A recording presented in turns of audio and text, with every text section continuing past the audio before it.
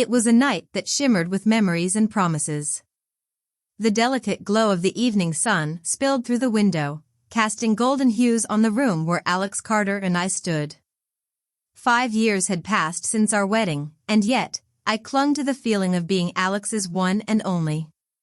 He had been my childhood sweetheart, the boy who promised me forever, and the man who held me through life's storms.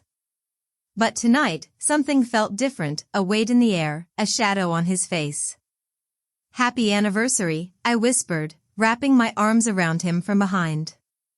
My cheek brushed against the back of his neck, seeking the warmth of familiarity. "You promised we'd visit View City to see the ocean together. I've been looking forward to this for weeks." Alex turned, planting a soft kiss on my cheek. His lips curved into a faint smile that didn't quite reach his eyes. "All right," he murmured. But there was something in his tone, a hesitation, a reluctance, that sent a ripple of unease through me. As we packed for the trip, Alex grew quieter. On the plane, he sat with his headphones on, staring out the window with furrowed brows. I wanted to ask what was bothering him, but his distant demeanor kept the question stuck in my throat. Once we landed in View City, the cool ocean breeze and the sound of waves seemed to bring a momentary lightness to the atmosphere.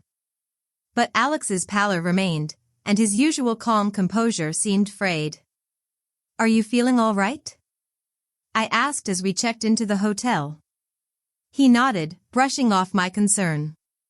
"Just air sickness. I'll rest for a bit." That answer didn't sit well with me. Alex had flown countless times for work without so much as a yawn of discomfort. Something was off, and I was determined to find out what.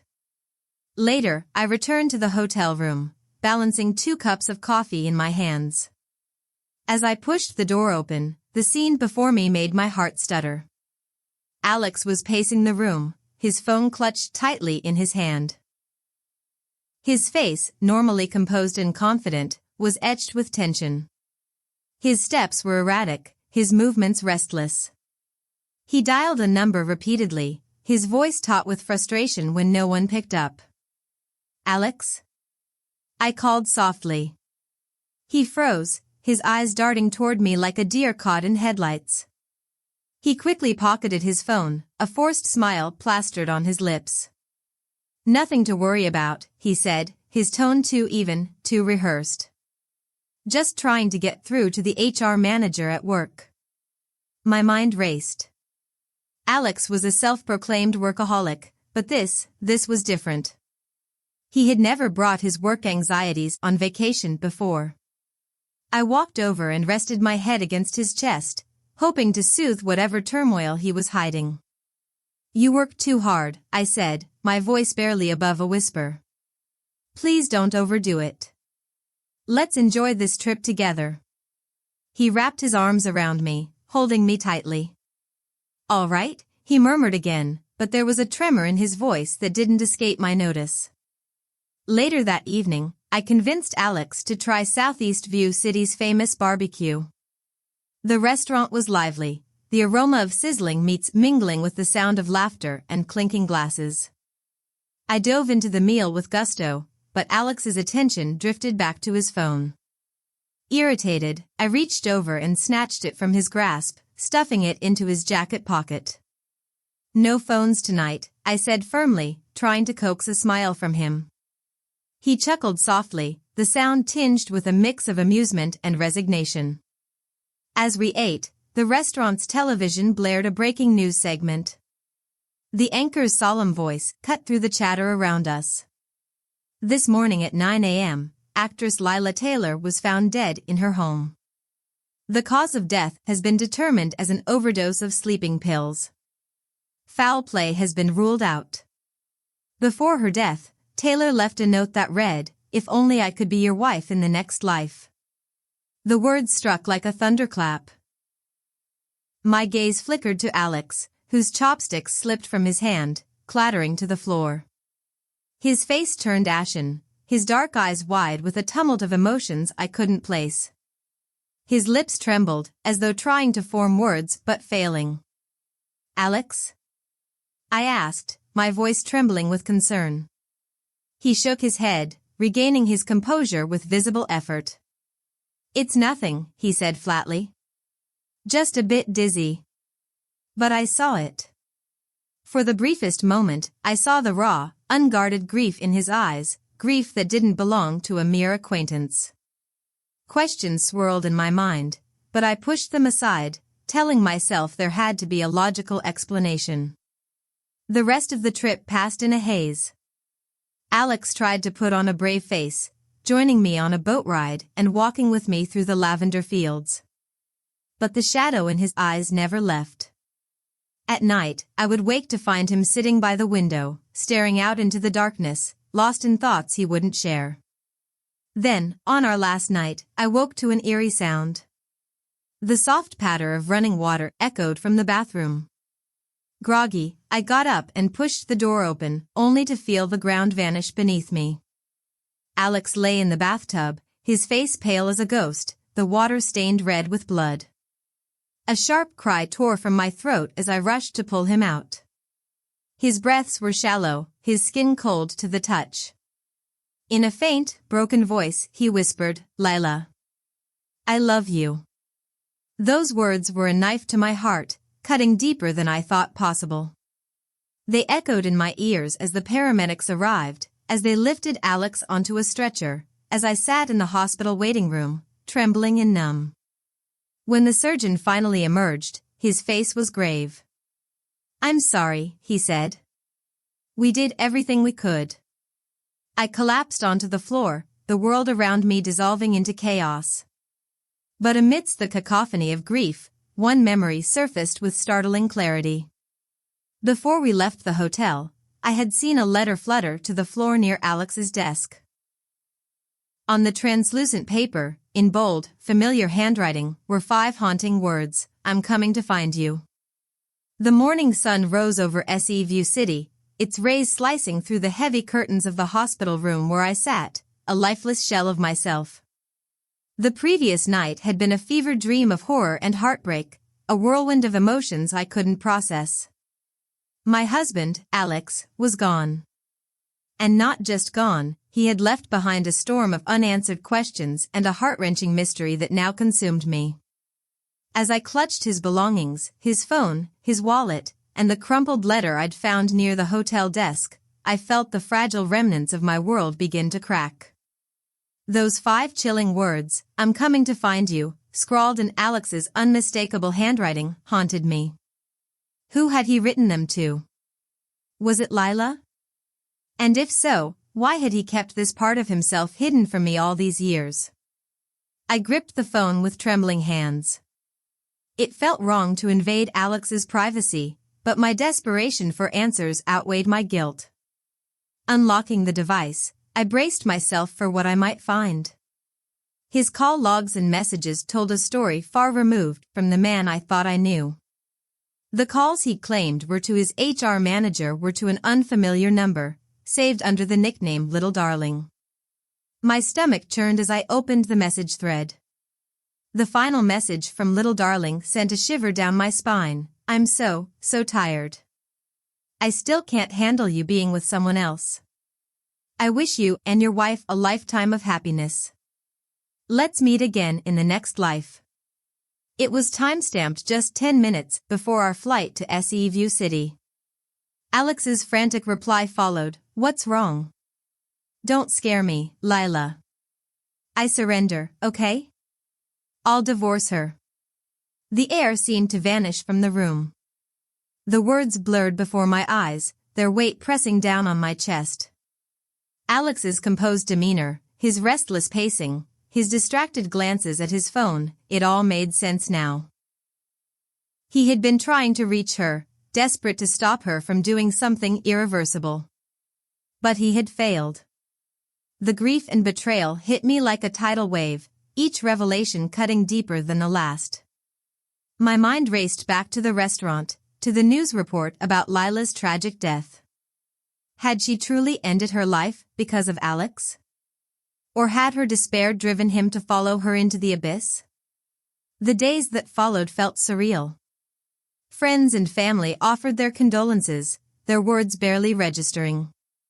The funeral was a blur of black attire, solemn faces, and whispered platitudes. I stood at the edge of the grave, numb, as Alex was lowered into the earth. The man I thought I had known was gone, and so was the life we had built together.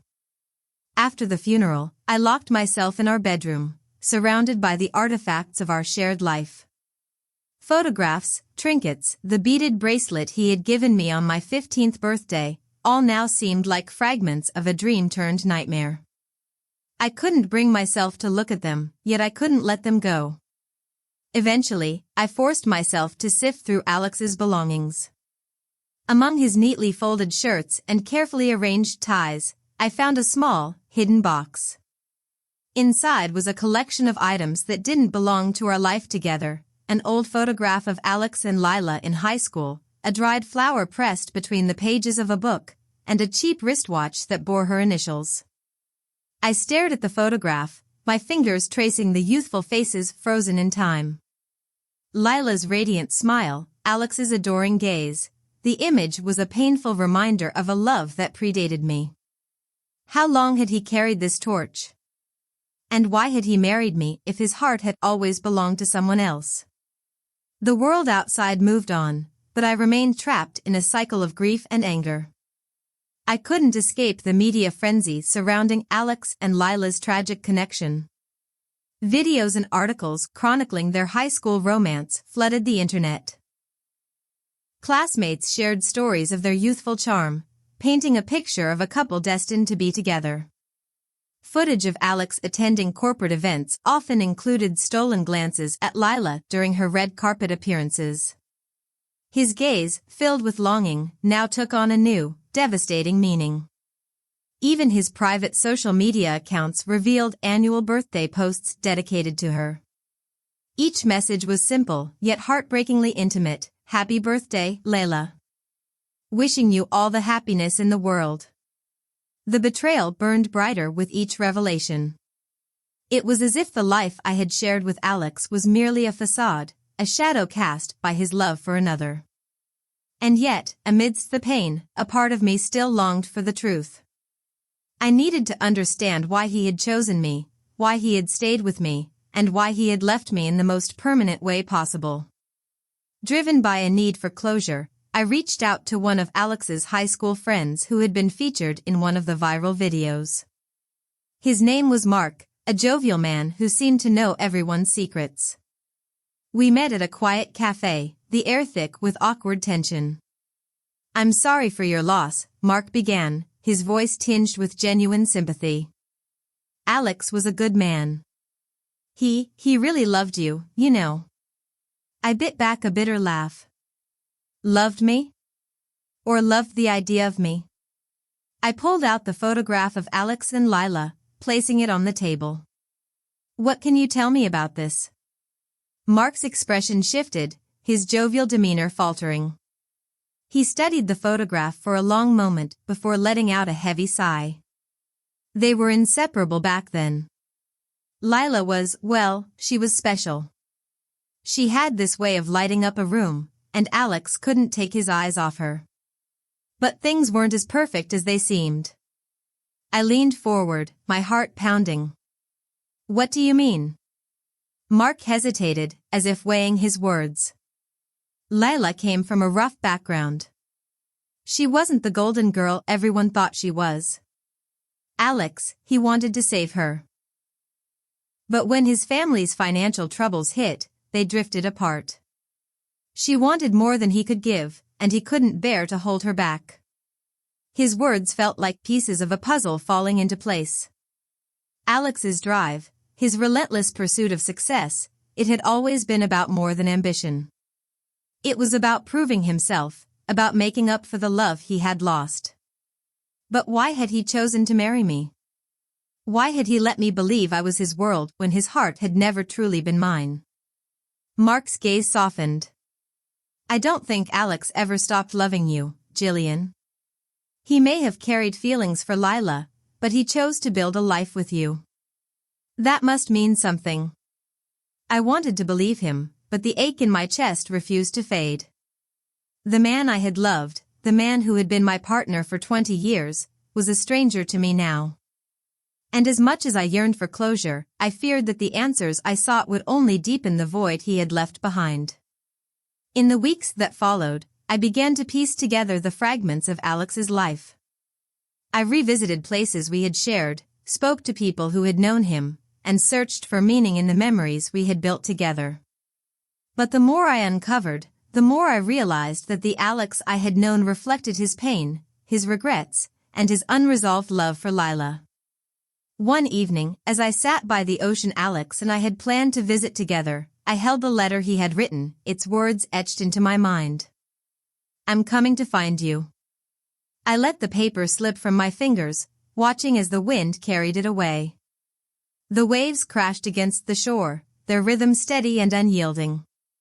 And for the first time, I allowed myself to grieve, not just for Alex, but for the life we could never truly share. Part 3. Echoes of a broken heart. The days following Alex's funeral merged into a haze of grief and confusion. My world had tilted on its axis, and I no longer recognized the life I had so carefully built with him. Each step I took in our home felt heavy, as if the walls themselves bore witness to the secrets he had hidden from me. The familiar spaces now felt alien, steeped in the echoes of a love I had never known existed. I found myself returning to the letter Alex had written, the one that had haunted me since the moment I found it. "I'm coming to find you." The words carried an unbearable weight, speaking of a yearning so profound it overshadowed everything else. For weeks, I turned them over in my mind, trying to decipher their meaning. Had Alex truly intended to end his life, or had he simply been consumed by guilt and regret over Lila's death? Unable to bear the questions swirling in my mind, I decided to confront the past head-on. I visited Northwood High School, where Alex and Lila had first met. The campus was quiet, its hallways echoing with memories of a time long past. I sought out Mrs. Harper, their homeroom teacher, who still worked there after all these years. She welcomed me with a kind smile, her eyes soft with recognition. "Jillian," she said, gesturing for me to sit. "I'm so sorry for your loss." Alex was one of the brightest students I ever taught. I nodded, the lump in my throat making it hard to speak. "Mrs. Harper, I need to understand something. What was Alex like back then? And Lila?" Her expression turned pensive, and she leaned back in her chair, folding her hands in her lap. Alex was quiet, focused. He always sat at the front of the class, and he rarely spoke unless spoken to. But Lila, she was his opposite in every way.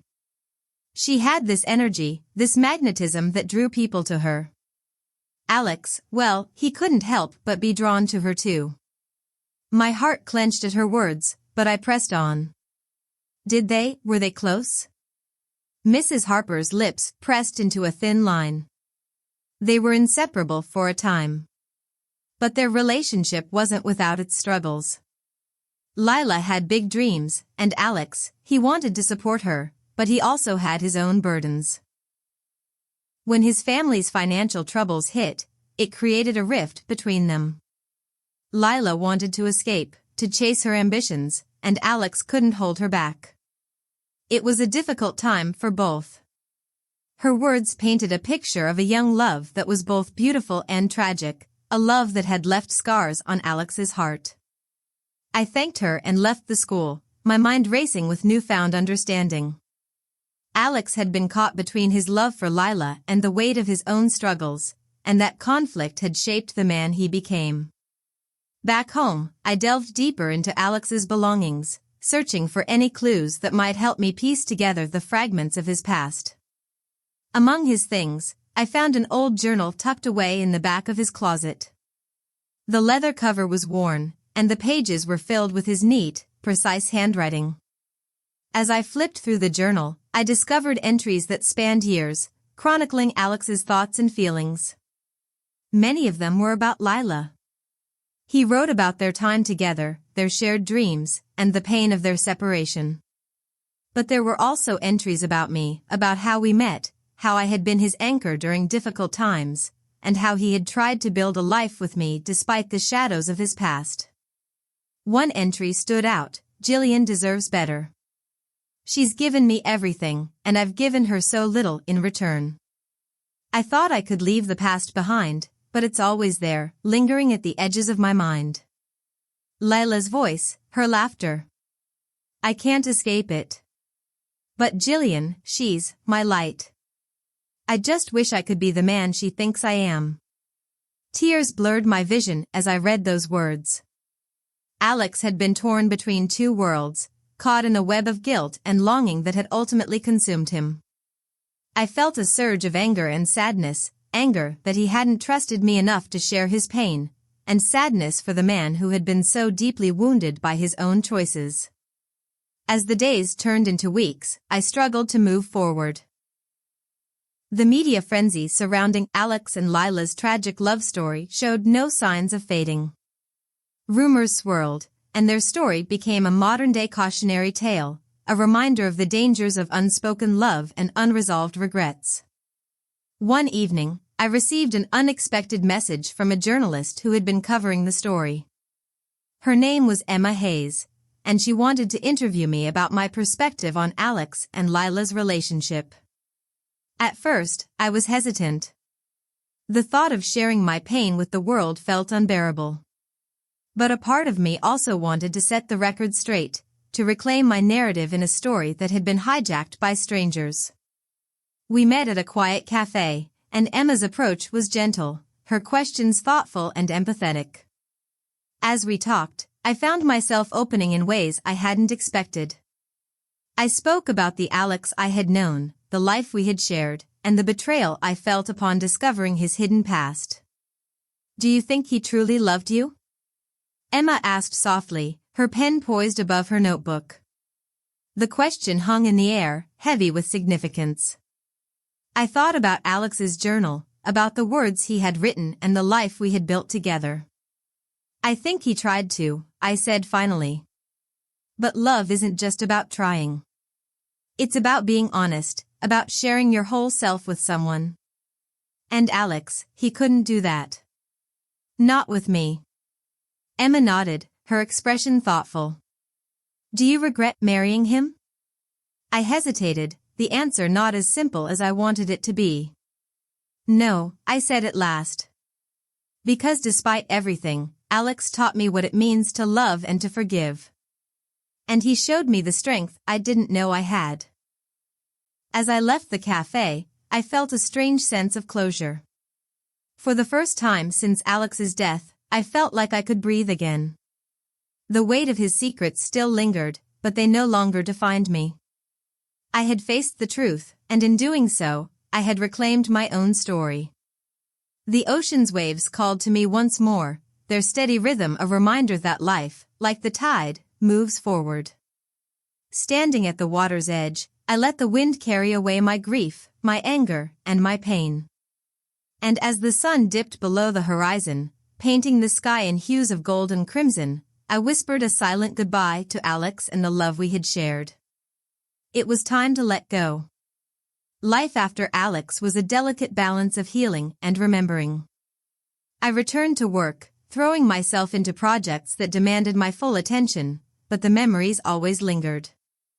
In quiet moments, I'd find myself lost in thought, piecing together the fragments of our shared past while trying to make sense of the man Alex had been. My grief became a shadow I carried everywhere, but it wasn't until I received a package in the mail that my fragile equilibrium was shaken once again. The box was unmarked, save for my name and address written in bold, unfamiliar handwriting. I hesitated before opening it, unsure of what to expect. Inside, I found a collection of items that brought an instant lump to my throat. A set of old photos, a small jewelry box, and a single handwritten letter, the paper yellowed with age. The letter was addressed to Alex, and the sender's name at the bottom sent a chill through me, Lila Taylor. With trembling hands, I unfolded the letter and began to read, "Dear Alex, I hope this letter finds you well. It's been so long since we last spoke, but there hasn't been a day where I haven't thought of you. I've heard about your success, and I'm so proud of the man you've become. I've wanted to reach out so many times, but I was afraid of what you'd think of me, afraid of what I'd see in your eyes. I never stopped loving you, Alex. I never could. And even now, as I write these words, I feel the weight of the choices we made. If only things had been different, if only I had been braver, maybe we could have had the life we dreamed of. But life isn't that simple, is it? We made our choices, and now we must live with them. Still, I can't help but wonder, do you ever think of me? Do you ever look back and remember the times we shared? Or have you moved on completely, leaving me behind as just another memory? I'll always love you, Alex. In this life and the next. Forever yours, Lila. Tears streamed down my face as I finished reading. The raw emotion in Lila's words was undeniable, her love for Alex woven into every sentence. My heart ached for her, for Alex, and for the tangled mess of emotions that had defined their relationship. But more than that, I felt a pang of something I couldn't quite name, jealousy, perhaps, or a sense of inadequacy. The photos in the box were just as heart-wrenching. They showed Alex and Lila during their high school years, smiling and carefree. One photo caught my attention, a candid shot of the two of them sitting under a tree, their heads close together as they shared a laugh. The happiness on their faces was radiant, untainted by the hardships that would later come between them. Among the items was also a small silver necklace with a delicate heart-shaped pendant. Inside the pendant was a tiny photo of Alex, clearly taken during his younger years. It was a piece of jewelry that spoke volumes about their connection, a token of a love that had endured despite the odds. The letter and its contents stayed with me, occupying my thoughts for days. I felt like I was intruding on something sacred, yet I couldn't bring myself to look away. Lila's words, her longing, mirrored so much of what I had felt after Alex's death. It was as if her letter had given voice to the emotions I couldn't articulate. One evening, I decided to visit the lawyer handling Alex's estate. The package's timing seemed too coincidental, and I wanted answers.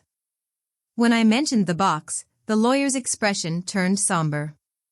The package wasn't part of Alex's estate, he said, his tone careful. It was sent to you by Lila's family. They found it among her belongings after her death and thought it might be of significance to you. Why now? I asked, my voice barely above a whisper. He hesitated. Perhaps they felt it was something you needed to see. Or perhaps they wanted to give you closure. Closure. The word felt hollow. The package hadn't given me closure, it had opened wounds I thought were beginning to heal.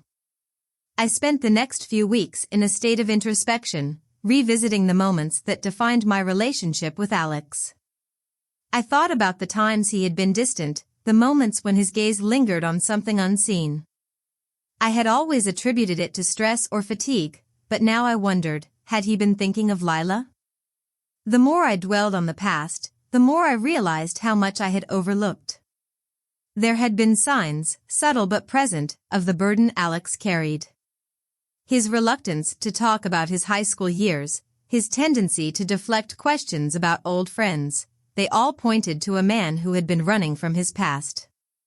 And yet, despite everything, he had chosen to build a life with me. That choice, I knew, hadn't been made lightly.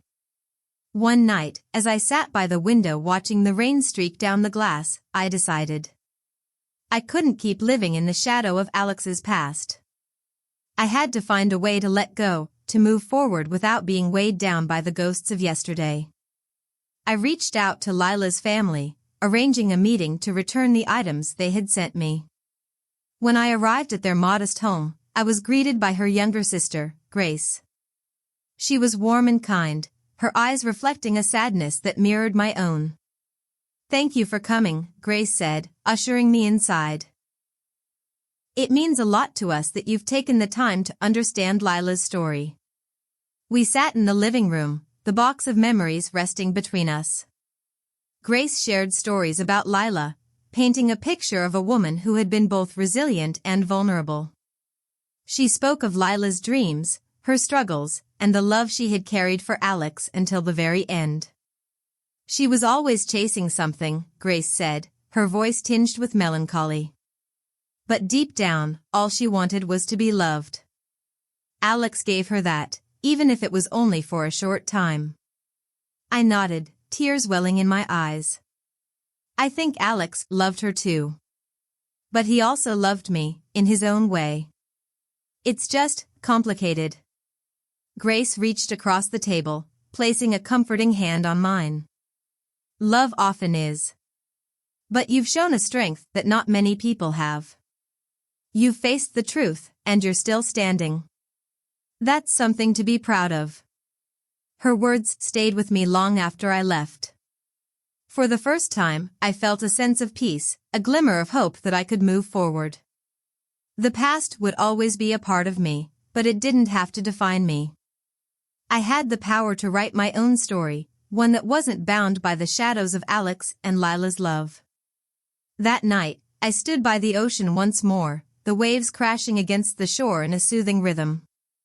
I held Lila's letter in my hands, the paper soft and worn from my constant handling. With a deep breath, I let it go, watching as the wind carried it away. The ocean swallowed it whole, its depths a final resting place for the love and pain it represented. As I turned to leave, I felt a weight lift from my shoulders. The ghosts of yesterday had finally been laid to rest, and with them, I found the strength to embrace the promise of tomorrow. Months had passed since I let go of Lila's letter by the ocean. The tides had carried away the weight of my grief, leaving behind a newfound sense of clarity. Slowly but surely, I was beginning to rebuild my life, one piece at a time. But moving forward wasn't as simple as closing a chapter.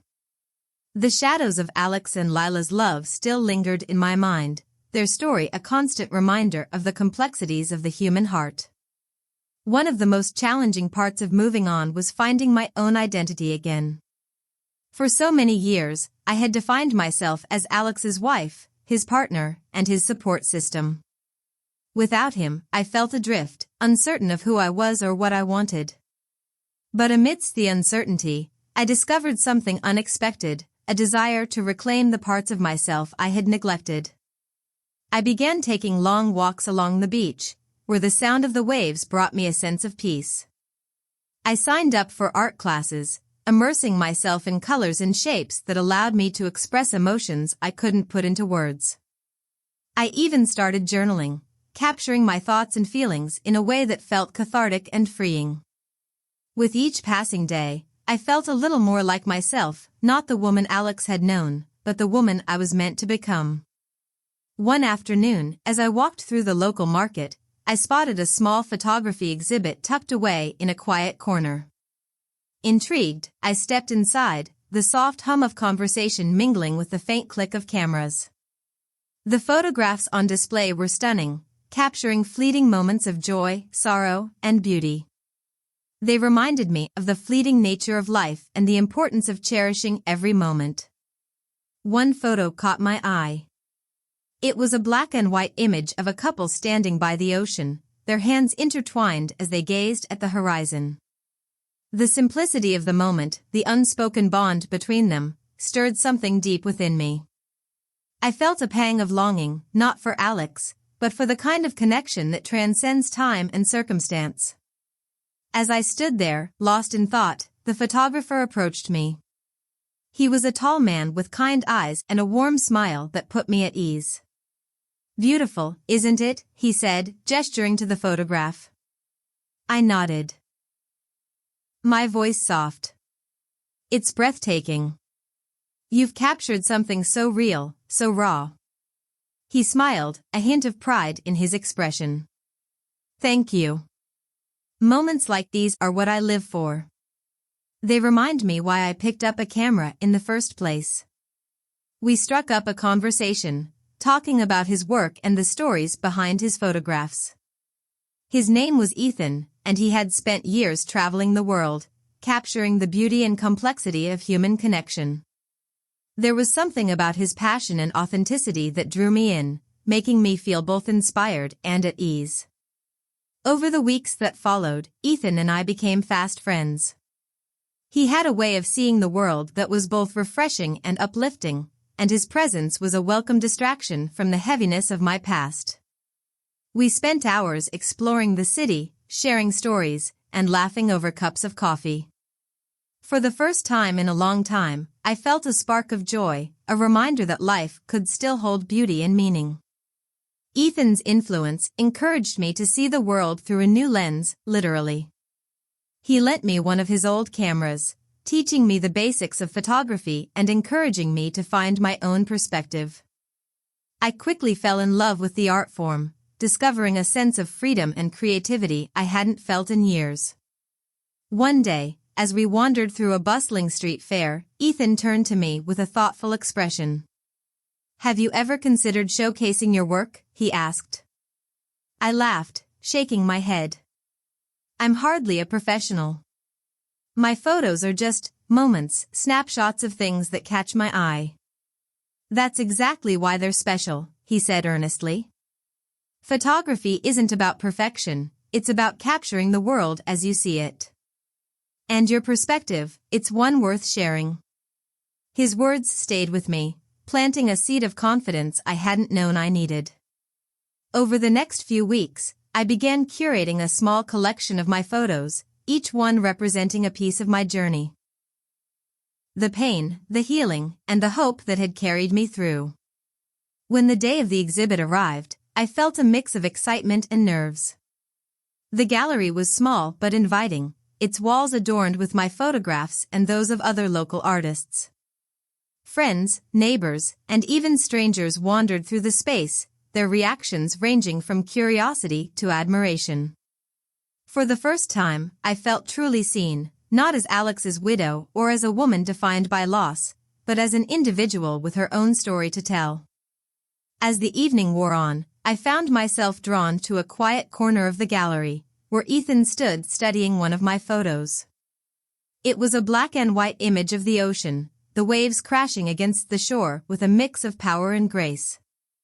"This one's my favorite," he said, his voice warm. "It's raw and unfiltered, but there's a sense of resilience in it. Like no matter how many times the waves crash, the ocean keeps going."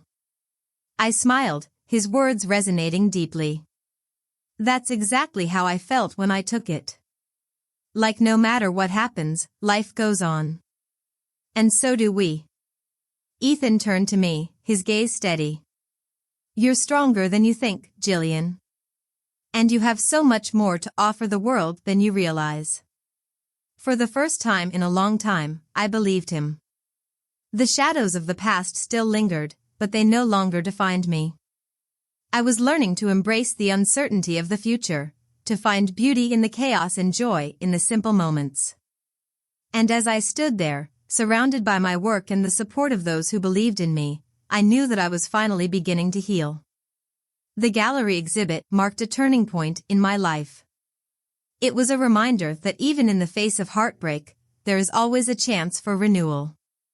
I didn't know what the future held, but for the first time, I felt ready to face it with an open heart and a renewed sense of purpose.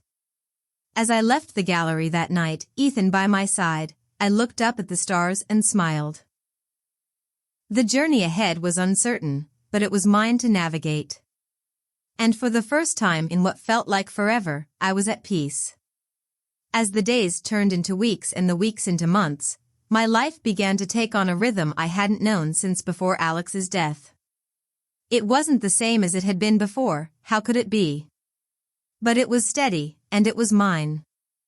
I poured myself into photography, capturing the fleeting beauty of life's simplest moments, a child laughing, the glint of sunlight through a canopy of trees, the way rain danced on a windowpane.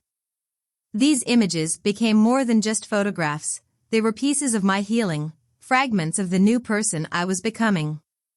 Ethan remained a constant presence in my life, his friendship a source of both encouragement and comfort. He had a way of seeing the world that was unflinchingly honest yet deeply hopeful, and his perspective inspired me to approach life with a similar mindset.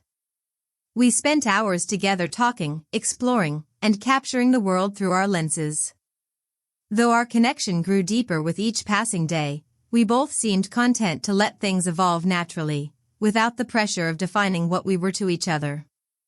One crisp autumn morning, Ethan invited me to join him on a photography trip to the mountains. "You need to see this place," he said, his eyes lighting up with enthusiasm. "The colors this time of year are breathtaking. I promise it'll be worth it." The idea of escaping the city for a while was tempting, and I agreed without hesitation. 2 days later, we set off on a winding road, the car filled with the sound of music and easy conversation. As the mountains came into view, their peaks dusted with the first hints of snow, I felt a sense of peace settle over me. It was as if the world itself was reminding me that there was still so much beauty to be found, even after everything I had been through. The cabin we stayed in was rustic but charming, nestled among towering pines that seemed to stretch endlessly toward the sky. Ethan had planned everything meticulously, from the best vantage points for sunrise shots to hidden trails that led to breathtaking waterfalls. We spent our days exploring, our cameras always at the ready, and our evenings sharing stories by the fire, the crackling flames casting a warm glow over the room. On our third day in the mountains, we woke before dawn to hike to a ridge that overlooked the valley below. The climb was steep, the air crisp and biting, but the view that greeted us when we reached the top was nothing short of magical. The sun was just beginning to rise, its golden rays spilling over the landscape and setting the autumn foliage ablaze with color. I raised my camera, framing the scene in my viewfinder, but for a moment, I hesitated. Instead of taking the shot, I lowered the camera and simply stood there, letting the beauty of the moment wash over me. "You're not going to capture it?" Ethan asked, glancing over at me. I shook my head, a smile tugging at my lips. "Some things are better experienced than documented. This is one of them." He nodded, his expression thoughtful. "You're right. Moments like this, they're what make life worth living." As we stood there together, watching the sun rise higher into the sky, I realized something profound. I was no longer living in the shadow of my past. The pain and loss were still a part of me, but they no longer defined me. I had found a way to carry them with me without letting them weigh me down. The trip to the mountains marked a turning point in my journey. When we returned home, I threw myself into my photography with renewed passion, inspired by the beauty and serenity I had experienced. Ethan encouraged me to continue sharing my work, and with his help, I began submitting my photos to local galleries and competitions. To my surprise and delight, my work started gaining recognition, and I even sold a few pieces to collectors who appreciated the raw emotion captured in my images. But it wasn't just my career that was flourishing. My personal life, too, was beginning to take shape in ways I hadn't expected. My friendship with Ethan deepened, our bond growing stronger with each passing day. He had become my confidant, my collaborator, and my greatest source of support. And though neither of us said it aloud, there was an unspoken understanding between us that our relationship was evolving into something more. One evening, as we sat on the balcony of my apartment watching the city lights twinkle below, Ethan turned to me with a serious expression. "Jillian, I need to ask you something," he said, his tone uncharacteristically hesitant. I set down my cup of tea, meeting his gaze. "What is it?" He took a deep breath, as if gathering his thoughts. "Do you ever think about what's next? Not just with your work, but with everything. Your life, your relationships. Where you see yourself going from here?"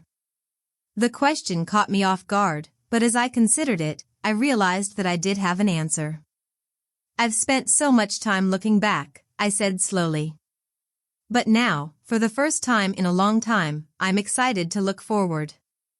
I don't know exactly where I'm headed, but I do know this: I want to keep exploring, creating, and finding beauty in the world. And I want to surround myself with people who inspire me." Ethan smiled, his eyes softening. I'm glad to hear that. Because wherever you're going, I hope I can be a part of it. His words sent a warmth through my chest, and for a moment, I was at a loss for how to respond. But then I smiled, reaching out to take his hand. You already are, I said simply. As the weeks turned into months, Ethan and I continued to build a life together, one filled with creativity, adventure, and quiet moments of connection.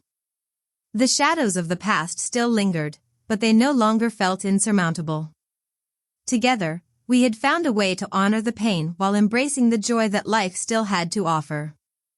Looking back, I realized that Alex and Lila's story had shaped me in ways I hadn't fully understood. Their love, their struggles, and their ultimate tragedy had taught me the importance of honesty, resilience, and living fully in the present. And while their memory would always hold a place in my heart, I knew that my path forward was mine to create. Standing at the edge of a new chapter in my life, I felt a sense of hope I hadn't known in years.